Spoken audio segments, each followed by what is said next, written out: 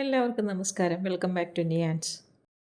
ചോറിൻ്റെ കൂടെ കഴിക്കാൻ തൈരും കുറച്ച് വെജിറ്റബിൾസും കൊണ്ട് വളരെ ഈസി ആയിട്ട് തയ്യാറാക്കാൻ പറ്റുന്ന 5 തരം കറികളുടെ റെസിപ്പിയാണ് ഇന്നത്തെ വീഡിയോയിലുള്ളത്. ഈ കറി തയ്യാറാക്കുന്നതിന് വേണ്ടി ഞാൻ ഇവിടെ ഒരു 6 വെണ്ടയ്ക്ക എടുത്ത് വെച്ചിട്ടുണ്ട്. നന്നായി കഴുകി വൃത്തിയാക്കി വെച്ചിരിക്കണം. അതിൻ്റെ കൂടെ തന്നെ 2 വലിയ പച്ചമുളകും കൂടി എടുത്ത് വെച്ചിട്ടുണ്ട്. ഇനി ഇതിനെ നമുക്കൊന്ന് കട്ട് ചെയ്തെടുക്കണം. അപ്പോൾ അതാ വെണ്ടയ്ക്ക ഈ ഒരു വലുപ്പത്തിൽ സാമ്പാറിനൊക്കെ ഇടുന്ന ഒരു വലുപ്പമുണ്ടല്ലോ, ആ ഒരു രീതിയിലൊന്ന് എല്ലാം കട്ട് ചെയ്തെടുക്കാം. അധികം മുറ്റിപ്പോകാത്ത നല്ല സോഫ്റ്റ് ആയിട്ടുള്ള വെണ്ടയ്ക്കയാണ് ഈ ഒരു കറി വയ്ക്കാൻ വേണ്ടത്. ഈ ഒരു രീതിയിൽ വെണ്ടയ്ക്കെല്ലാം കട്ട് ചെയ്തെടുത്തതിന് ശേഷം പച്ചമുളക് ഇതേപോലെ നെടുകയൊന്ന് കീറി കൊടുക്കാം. ഇനി ഇതിലേക്ക് 1/2 ടീസ്പൂൺ മുളക് പൊടിയും 1/4 ടീസ്പൂൺ മഞ്ഞൾപ്പൊടിയും ആവശ്യത്തിനുള്ള ഉപ്പും കൂടി ചേർത്ത് നന്നായിട്ട് ഇതിനെ ഒന്ന് മസാല പുരട്ടിയെടുക്കാം. വെണ്ടയ്ക്കയുടെ നനവൊക്കെ ഉള്ളതുകൊണ്ട് തന്നെ മുളക് പൊടിയൊക്കെ അതിനകത്ത് നന്നായിട്ട് കോട്ട് ചെയ്ത് വന്നോളും. ഇനി ഇത് നമുക്കൊന്ന് വറുത്തെടുക്കാനാണ്. അപ്പം ഇതേപോലെ ഒരു ചട്ടി വെച്ചിട്ടുണ്ട്. അതിലേക്ക് അത്യാവശ്യം വെളിച്ചെണ്ണ ഒഴിച്ചു കൊടുത്തതിന് ശേഷം ഇത് നന്നായിട്ട് ഇതിനെ ഒന്ന് വറുത്തെടുക്കാം. ഇത്രയും കനത്തിലായതുകൊണ്ട് തന്നെ കുറച്ച് സമയം എണ്ണയിൽ കിടന്നാലേ ഇത് നന്നായിട്ട് മൂത്ത് വരികയുള്ളൂ. അപ്പോൾ ആ ഒരു സമയം വരെ ഇതേപോലെ ഒന്ന് ഇടയ്ക്കിടയ്ക്ക് ഇളക്കി കൊടുക്കാം. ഈ എണ്ണയിൽ കിടന്ന് ഇങ്ങനെ മസാലയൊക്കെ പുരട്ടിയെടുത്ത വെണ്ടയ്ക്ക മൂത്ത് വരുമ്പോൾ നല്ലൊരു മണമാണ്. അപ്പോൾ അതാ ഈ ഒരു പരുവാകുമ്പോഴേക്കും എണ്ണയിൽ നിന്നും കോരി മാറ്റാം. ഇനി അതേ എണ്ണയിൽ തന്നെ നമുക്ക് കട്ട് ചെയ്ത് വെച്ചിരിക്കുന്ന പച്ചമുളകും കൂടി ഇട്ടൊന്ന് വറുത്തെടുക്കാം. പച്ചമുളക് എണ്ണയിലേക്ക് ഇട്ട് കൊടുത്ത് വറുക്കുമ്പോൾ തീ നന്നായിട്ട് കുറച്ച് വെച്ച് വേണം വറുക്കാൻ. ചിലപ്പോൾ അല്ലെങ്കിൽ മുളക് പൊട്ടിത്തെറിച്ച് എണ്ണ ദേഹത്തേക്ക് വീഴും. അപ്പോൾ ആ രീതിയിൽ നന്നായിട്ട് കരുതലോടെ വേണം ഈ പച്ചമുളക് വറുത്തെടുക്കാൻ. ഇതേപോലെ നല്ലതുപോലെ ഒന്ന് കളറ് മാറി ഫ്രൈ ആയി വരുമ്പോൾ അത് എണ്ണയിൽ നിന്നും കോരി മാറ്റാം. ഇനി കറി തയ്യാറാക്കാൻ വേണ്ടത് 1 കപ്പ് തൈരാണ്. അപ്പോൾ ഇത് ഒരുപാട് പുളിയില്ലാത്ത തൈര് നോക്കി വേണം കറി വയ്ക്കാൻ തൈരെടുക്കാൻ. അതിലേക്ക് ആവശ്യത്തിനുള്ള ഉപ്പും കൂടി ചേർത്ത് കൊടുത്ത് നന്നായിട്ട് ഇനി ഇതിനെ ഒന്ന് ഉടച്ചെടുക്കാം.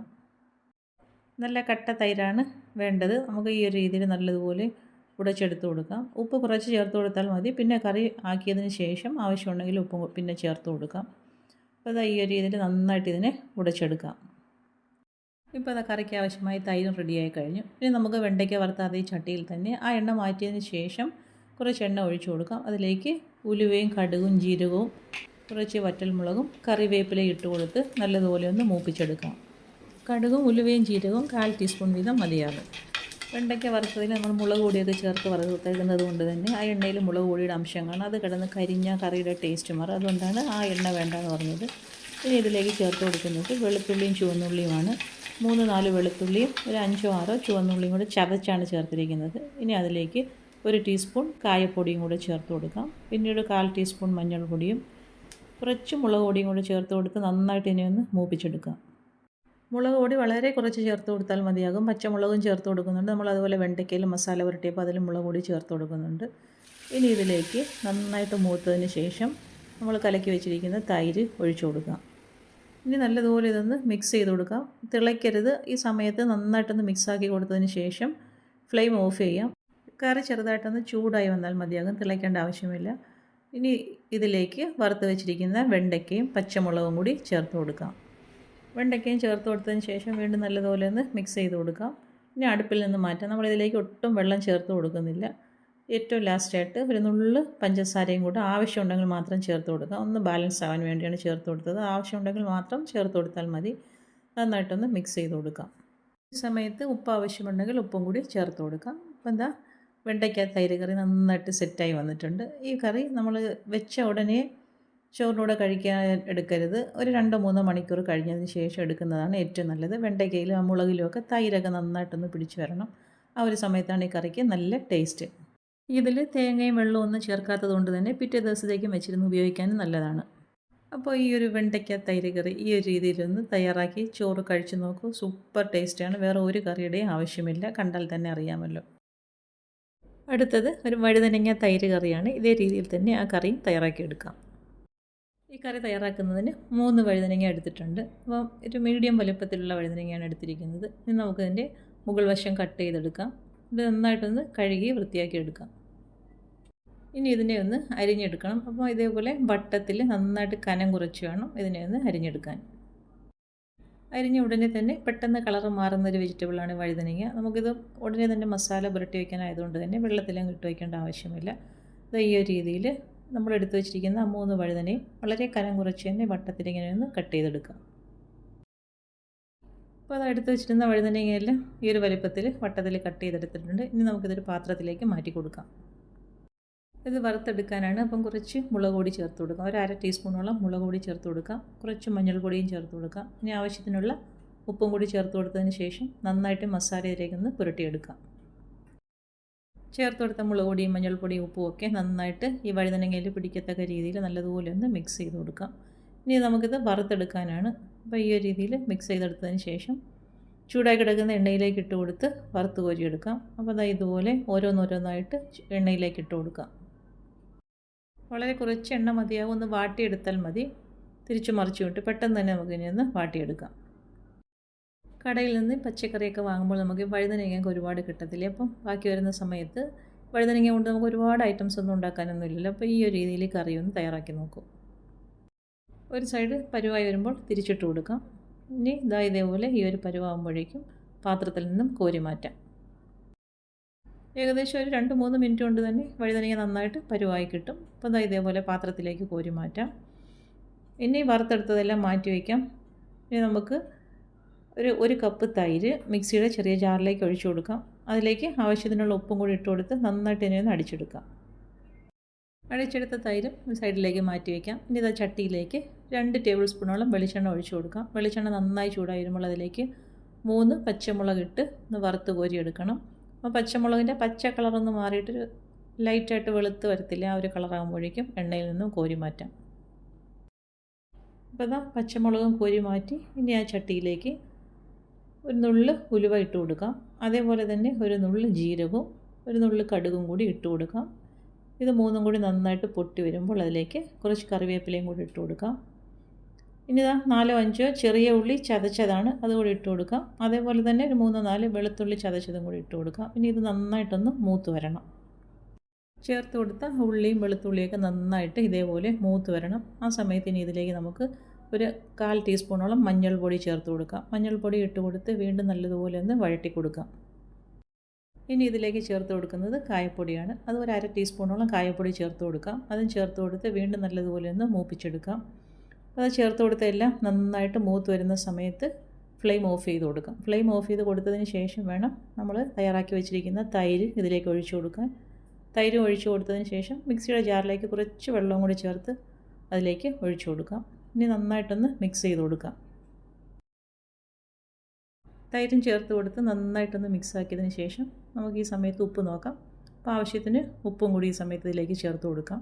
ഇനി വീണ്ടും നന്നായിട്ടൊന്ന് ഇളക്കി ആ ഉപ്പെല്ലായിടത്തൊന്ന് യോജിപ്പിച്ചെടുക്കാം. ചട്ടിയുടെ ചൂട് തന്നെ മതിയാകും. അപ്പം ഈ ഒരു രീതിയിൽ നന്നായിട്ട് മിക്സ് ചെയ്ത് കൊടുത്തതിന് ശേഷം തയ്യാറാക്കി വെച്ചിരിക്കുന്ന വഴുതനങ്ങ ഇതിലേക്ക് ചേർത്ത് കൊടുക്കാം. വഴുതനങ്ങ ഇട്ട് കൊടുത്തതിന് ശേഷം എല്ലാം കൂടി നന്നായിട്ടൊന്ന് അതിലേക്ക് താഴ്ത്തി വെച്ച് കൊടുക്കുക. അതിനുശേഷം വറുത്ത് വെച്ചിരിക്കുന്ന മുളകും കൂടി ഇതിലേക്ക് ചേർത്ത് കൊടുക്കാം. മുളകും ചേർത്ത് കൊടുത്ത് എല്ലാം കൂടി വീണ്ടും നന്നായിട്ടൊന്ന് താഴ്ത്തി വെച്ച് കൊടുക്കാം. ഇനി കറി അടച്ചു വെച്ച് 1 മണിക്കൂറോളം ഒന്ന് റെസ്റ്റ് ചെയ്തതിന് ശേഷം വിളമ്പിയെടുക്കാം. അപ്പോഴേക്കും ചേർത്ത് കൊടുത്ത വഴുതന നന്നായിട്ട് പരുവായി കിട്ടും. ഒന്നുമില്ല, നല്ല സൂപ്പർ ടേസ്റ്റുള്ള ഒരു കറിയാണ്. വഴുതനങ്ങ കൊണ്ട് ഈ ഒരു രീതിയിലൊന്ന് തയ്യാറാക്കി നോക്കും. പച്ചക്കറിയൊക്കെ വാങ്ങുന്ന സമയത്ത് വഴുതനങ്ങ ഒരുപാട് കിട്ടത്തില്ലേ. അപ്പോൾ ആ ഒരു സമയത്ത് ഈ ഒരു കറി ഒന്ന് ട്രൈ ചെയ്ത് നോക്കൂ. ഈ വഴുതനങ്ങയുടെ പീസൊക്കെ ഈ തൈരിൽ കിടന്ന് നന്നായിട്ട് ഇത് തൈരൊക്കെ ഉള്ളിലേക്ക് പിടിച്ച് നല്ലൊരു ടേസ്റ്റാണ്.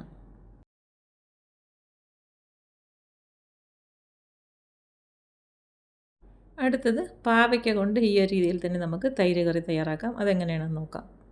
തയ്യാറാക്കുന്നതിന് വേണ്ടി ഇടത്തരം വലുപ്പത്തിലുള്ള ഒരു പാവയ്ക്ക നന്നായിട്ട് കഴുകി വൃത്തിയാക്കി എടുത്തിട്ടുണ്ട്.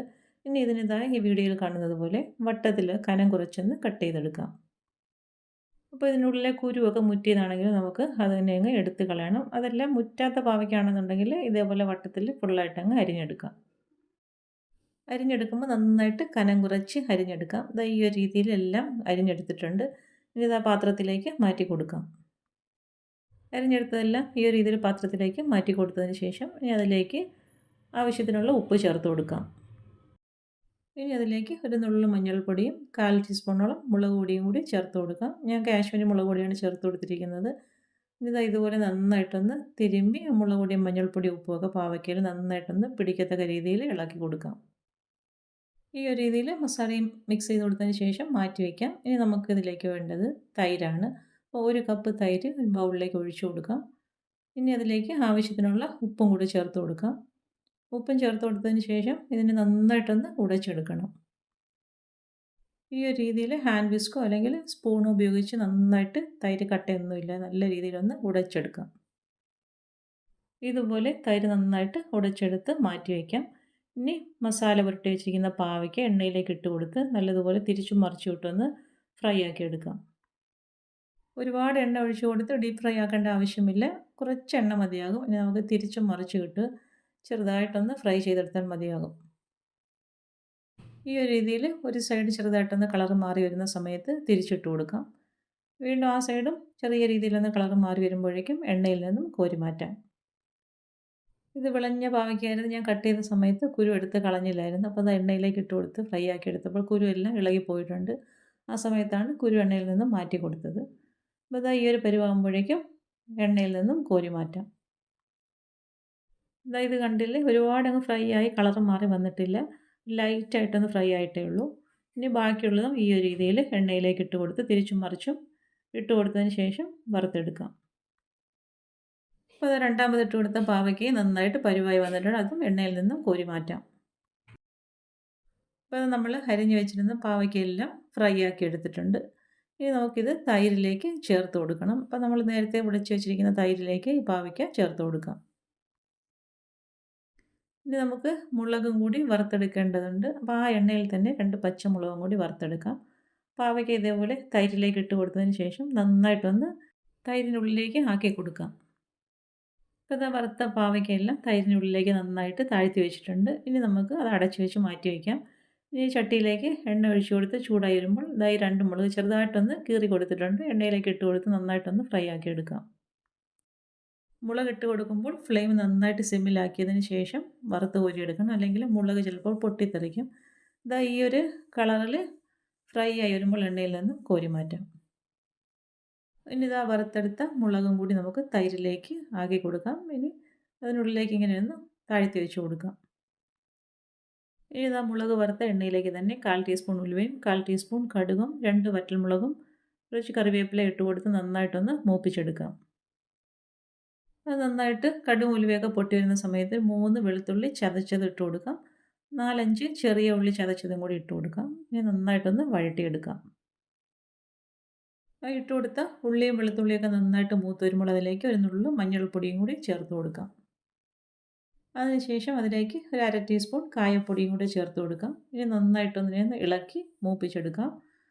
ഇനി ഫ്ലെയിം ഓഫ് ചെയ്ത് കൊടുത്തതിന് ശേഷം തൈരിൽ മിക്സ് ചെയ്ത് വെച്ചിരിക്കുന്ന പാവയ്ക്ക ഇതിലേക്ക് ഒഴിച്ചു കൊടുക്കാം. ഇനി ആ ചട്ടിയുടെ ചൂടിൽ തന്നെ തൈരൊക്കെ ഒന്ന് ചൂടായി വരും. ഇനി ഈ സമയത്ത് ഉപ്പ് ആവശ്യമുണ്ടെങ്കിൽ ഉപ്പും കൂടി ചേർത്ത് കൊടുക്കാം. ഇനി അടുപ്പിൽ നിന്നും മാറ്റി കൊടുക്കാം. അപ്പോൾ അത് ഇത്രയേ ഉള്ളൂ. നല്ല സൂപ്പർ ടേസ്റ്റിൽ തയ്യാറാക്കിയ പാവയ്ക്ക തൈര് കറി റെഡിയായി കഴിഞ്ഞു. ഇതിലേക്ക് തൈര് എടുക്കുമ്പോൾ ഒരുപാട് പുളിയുള്ള തൈര് വേണ്ട, ഒരു മീഡിയം സൈസ് പുളിയുള്ള തൈര് മതിയാകും. നല്ല സൂപ്പർ ടേസ്റ്റുള്ളൊരു കറിയാണ്. ഈ ഒരു രീതിയിലൊന്ന് തയ്യാറാക്കി നോക്കൂ. അടുത്തത് കോവയ്ക്ക കൊണ്ടുള്ള ഇതേപോലെയുള്ള ഒരു തൈര് കറിയാണ്. അതെങ്ങനെയാണെന്ന് നോക്കാം. അപ്പോൾ തയ്യാറാക്കുന്നതിന് വേണ്ടി 1 കപ്പ് തൈര് ഒരു ബൗളിലേക്ക് ഒഴിച്ചു കൊടുക്കാം. ഇനി തൈരിലേക്ക് കുറച്ച് ഉപ്പിട്ട് കൊടുത്തതിന് ശേഷം നന്നായിട്ടൊന്ന് മിക്സ് ചെയ്ത് കൊടുക്കാം. ഇനി തൈര് നല്ലതുപോലെ ഒന്ന് ഉടച്ചെടുക്കണം. ഒട്ടും കട്ടയൊന്നും ഇല്ലാതെ നന്നായിട്ടൊന്ന് ഉടച്ചെടുക്കാം. ഒരുപാട് പുളിയില്ലാത്ത തൈരാണ് ഇതിനു വേണ്ടി എടുക്കേണ്ടത്. ഇതാ ഈ ഒരു രീതിയിൽ നന്നായിട്ട് ഉടച്ചെടുത്തിട്ടുണ്ട്. ഇനി അതങ്ങോട്ട് മാറ്റി വയ്ക്കാം. ഇനി നമുക്ക് ആവശ്യമുള്ളത്രയും കോവയ്ക്ക എടുത്ത് നന്നായിട്ടൊന്ന് കഴുകി വൃത്തിയാക്കി എടുക്കാം. കഴുകി വൃത്തിയാക്കിയതിന് ശേഷം ദാ ഇതേപോലെ വട്ടത്തിൽ ഒട്ടും കനമില്ലാതെ ഇതൊന്ന് അരിഞ്ഞെടുക്കാം. ഈ കറി തയ്യാറാക്കാൻ കോവയ്ക്ക എടുക്കുമ്പോൾ ഒരുപാട് വിളഞ്ഞു പോയതായാലും കുഴപ്പമൊന്നുമില്ല. നമുക്ക് വറുത്തെടുത്ത് കറി വെക്കാനായതുകൊണ്ട് തന്നെ. അപ്പോൾ അതാ ഈ ഒരു രീതിയിൽ കോവയ്ക്കയെല്ലാം അരിഞ്ഞെടുക്കാം. ഇനി അതൊരു പാത്രത്തിലേക്ക് മാറ്റി കൊടുക്കാം. അതിലേക്ക് ഒരു 1/4 ടീസ്പൂൺ മുളക് പൊടിയും ഒരു നുള്ളു മഞ്ഞൾപ്പൊടിയും ആവശ്യത്തിനുള്ള ഉപ്പും കൂടി ചേർത്ത് കൊടുത്ത് കൈകൊണ്ട് നന്നായിട്ട് ഇതിനെ ഒന്ന് മിക്സ് ചെയ്തെടുക്കാം. ഇട്ട് കൊടുത്ത മുളക് പൊടി, മഞ്ഞൾപ്പൊടി, ഉപ്പുമൊക്കെ കോവയ്ക്കയുടെ എല്ലാ ഭാഗത്തും നന്നായി പിടിക്കത്തക്ക രീതിയിലൊന്ന് മിക്സ് ചെയ്ത് കൊടുക്കാം. ഇനി ചൂടായി കിടക്കുന്ന എണ്ണയിലേക്ക് ഇട്ട് കൊടുത്ത് നന്നായിട്ടൊന്ന് വറുത്ത് കോരിയെടുക്കാം. കോവയ്ക്ക നന്നായിട്ട് കനം കുറച്ച് അരിഞ്ഞെടുക്കുകയാണെങ്കിൽ വളരെ പെട്ടെന്ന് തന്നെ ഇത് ഫ്രൈ ആക്കി എടുക്കാം. ഒരു 7-8 കോവയ്ക്ക മതിയാവും ഈ ഒരളവിൽ കറി വയ്ക്കുന്നതിന് വേണ്ടി. വറുക്കാൻ വേണ്ടി ഒരുപാട് എണ്ണയുടെ ആവശ്യമൊന്നുമില്ല. കുറച്ച് എണ്ണ ഒഴിച്ചു കൊടുത്തതിന് ശേഷം മീഡിയം ഫ്ലെയിമിലിട്ട് വറുത്താൽ മതിയാകും. കുറച്ച് സമയം കൊണ്ട് തന്നെ ഇത് മൂത്ത് കിട്ടും. അപ്പോൾ അതാ നമ്മളിട്ട് കൊടുത്ത കോവയ്ക്ക് നന്നായിട്ട് ഫ്രൈ ആയി വന്നിട്ടുണ്ട്. ഈ ഒരു സമയമാകുമ്പോഴേക്കും എണ്ണയിൽ നിന്നും കോരി മാറ്റാം. ഇപ്പോൾ അതായി മൂത്ത കോവയ്ക്കെല്ലാം എണ്ണയിൽ നിന്നും കോരി വേറൊരു പാത്രത്തിലേക്ക് ആക്കി കൊടുക്കാം. ഇനി നമുക്കിതിലേക്ക് പച്ചമുളകും കൂടി ഇട്ട് വറുത്തെടുക്കാനുള്ളതാണ്. 3 ഇടത്തരം സൈസ് പച്ചമുളകാണ് എടുത്തിരിക്കുന്നത്. ഇതേപോലെ ചെറുതായിട്ടൊന്ന് കീറി കൊടുത്തിട്ടുണ്ട്. അത് എണ്ണയിലേക്ക് ഇട്ട് കൊടുത്തൊന്ന് വറുത്ത് കോരിയെടുക്കാം. മുളകിട്ടാൽ ഫ്ലെയിം നന്നായിട്ട് സിമ്മിലാക്കിയതിന് ശേഷം വേണം ഇത് വറുത്തെടുക്കാൻ, അല്ലെങ്കിൽ ചിലപ്പോൾ മുളക് പൊട്ടിത്തെറിക്കും. അതാ ഈ ഒരു രീതിയിൽ കളർ മാറി വരുമ്പോൾ അതും എണ്ണയിൽ നിന്ന് കോരി മാറ്റാം. ഇനി ഒരു ചട്ടി അടുപ്പിലേക്ക് വെച്ച് കൊടുത്ത് വെളിച്ചെണ്ണ ഒഴിച്ചു കൊടുക്കാം. അതിലേക്ക് കുറച്ച് കടുകും ഉലുവയും കറിവേപ്പിലയും കൂടി ഇട്ടൊന്ന് പൊട്ടിച്ചെടുക്കാം. അത് നന്നായിട്ട് മൂത്ത് വരുമ്പോൾ അതിലേക്ക് 4 5 ചുവന്നുള്ളിയും ഒരു 4 വെളുത്തുള്ളിയും കൂടി ചതച്ച് എണ്ണയിലേക്ക് ഇട്ട് കൊടുക്കാം. ഇനി നന്നായിട്ട് അത് മൂത്ത് വരുന്നത് വരെ ഒന്ന് വഴറ്റി കൊടുക്കാം. ഉള്ളികൾ നന്നായിട്ട് മൂത്ത് വരുമ്പോൾ അതിലേക്ക് 1 ടീസ്പൂൺ കായപ്പൊടിയും കൂടെ ചേർത്ത് കൊടുക്കാം. വീണ്ടും നന്നായിട്ട് അതിനെ ഒന്ന് മൂപ്പിച്ചെടുക്കാം. ഇനി ഇതിലേക്ക് ചേർത്ത് കൊടുക്കേണ്ടത് ഒരു 1/4 ടീസ്പൂണോളം മഞ്ഞൾപ്പൊടിയാണ്. അതും ഇട്ട് കൊടുത്ത് വീണ്ടും ഒന്നുകൂടെ ഒന്ന് ഇളക്കി കൊടുക്കാം. ഇപ്പോൾ നമ്മൾ എണ്ണയിലേക്ക് ഇട്ട് കൊടുത്ത സാധനങ്ങളെല്ലാം നന്നായിട്ട് മൂത്ത് വന്നിട്ടുണ്ട്. ഈ ഒരു സമയമാകുമ്പോഴേക്കും ഫ്ലെയിം ഓഫ് ചെയ്ത് കൊടുക്കാം. അതിനുശേഷം നമ്മൾ നേരത്തെ തയ്യാറാക്കി വെച്ചിരിക്കുന്ന തൈര് ഇതിലേക്ക് ഒഴിച്ചു കൊടുക്കാം. ഒഴിച്ചു കൊടുത്ത് നന്നായിട്ടൊന്ന് മിക്സ് ചെയ്ത് കൊടുക്കാം. നേരത്തെ തൈര് മിക്സ് ചെയ്ത സമയത്ത് കുറച്ച് ഉപ്പ് അതിലേക്ക് ചേർത്ത് കൊടുത്തിട്ടുണ്ടായിരുന്നു. അപ്പോൾ ഈ ഒരു സമയമാകുമ്പോഴേക്കും ഉപ്പ് നോക്കിയിട്ട് ആവശ്യമുണ്ടെന്നുണ്ടെങ്കിൽ ഉപ്പും കൂടെ ചേർത്ത് കൊടുക്കാം. ഉപ്പ് ചേർത്ത് കൊടുത്തിട്ട് വീണ്ടും നന്നായിട്ടൊന്ന് ഇളക്കി കൊടുക്കാം. ഈ സമയത്തെല്ലാം ഫ്ലെയിം ഓഫ് ചെയ്തെടുക്കുകയാണ്. അപ്പോൾ ചട്ടിയുടെ ചൂട് മാത്രമേ ഉള്ളൂ. ഇനി നമുക്ക് വറുത്ത് വെച്ചിരിക്കുന്ന കോവയ്ക്കയും പച്ചമുളകും കൂടി ഇതിലേക്ക് ചേർത്ത് കൊടുക്കാം. കോവയ്ക്കയും പച്ചമുളകും അതിലേക്ക് ഇട്ട് കൊടുത്തതിന് ശേഷം മുകളിൽ കിടക്കുന്നതൊക്കെ ഒന്ന് താഴ്ത്തി വെച്ച് കൊടുക്കാം. അപ്പോൾ ഏകദേശം 1 മണിക്കൂറോളം ഈ കറി ഇങ്ങനെ തന്നെ ഇരിക്കട്ടെ. അതിന് ശേഷം നമുക്ക് വിളമ്പിയെടുക്കാം. 1 മണിക്കൂറൊക്കെ ആകുമ്പോഴേക്കും കറി നന്നായിട്ട് സെറ്റായി കിട്ടും. കോവയ്ക്കയിലും മുളകിലും ഒക്കെ തൈരൊക്കെ നന്നായിട്ട് പിടിച്ച് നല്ലൊരു ടേസ്റ്റാണ്. അപ്പോൾ ഈ ഒരു രീതിയിൽ കോവയ്ക്കയും തൈരും ഒക്കെ ഉള്ളപ്പോൾ ഒന്ന് ട്രൈ ചെയ്ത് നോക്കൂ. അടുത്തത് ഇഞ്ചി കൊണ്ട് തയ്യാറാക്കുന്ന ഇതേപോലെ ഒരു തൈര് കറിയാണ്. ഇത് തയ്യാറാക്കുന്നതിന് വേണ്ടി ഒരു 3/4 കപ്പോളം തൈര് എടുത്തിട്ടുണ്ട്. അതൊരു പാത്രത്തിലേക്ക് ഒഴിച്ചു കൊടുക്കാം. അതിലേക്ക് ഉപ്പും കൂടി ചേർത്ത് കൊടുക്കണം. ഇനി അത് നന്നായിട്ടൊന്ന് ഇതേപോലെ ഒന്ന് ഉടച്ചെടുക്കണം. ഇതേപോലെ ഒരു വിസ്കോ അല്ലെങ്കിൽ ഒരു സ്പൂണോ ഉപയോഗിച്ച് നന്നായിട്ട് തൈരിനെ ഒന്ന് ഉടച്ചെടുക്കാം. ഈ കറി തയ്യാറാക്കുന്നതിന് അത്യാവശ്യം പുളിയുള്ള തൈര് തന്നെ വേണം. അപ്പോൾ അത് ഈ ഒരു രീതിയിൽ ഉടച്ചെടുത്തതിന് ശേഷം മാറ്റി വയ്ക്കാം. ഇത്രയുമുള്ള ഒരു കഷ്ണം ഇഞ്ചിയാണ് എടുത്തിരിക്കുന്നത്. അത് തൊലി കളഞ്ഞ് നന്നായിട്ട് കഴുകിയെടുക്കാം. ഇതേപോലെ നമ്മൾ ചെറുതായിട്ടൊന്ന് കട്ട് ചെയ്തെടുക്കാം. ഇത് എണ്ണയിലിട്ട് വറുത്തെടുക്കാൻ വേണ്ടിയുള്ളതാണ്. അപ്പം എത്രത്തോളം കനം കുറച്ച് അരിഞ്ഞെടുക്കാമോ അതേപോലെ ഒന്ന് കനം കുറച്ച് അരിഞ്ഞെടുക്കാം. ഇപ്പോൾ എടുത്ത് വെച്ചിരുന്ന ഇഞ്ചിയെല്ലാം ഇതേപോലെ അരിഞ്ഞെടുത്തിട്ടുണ്ട്.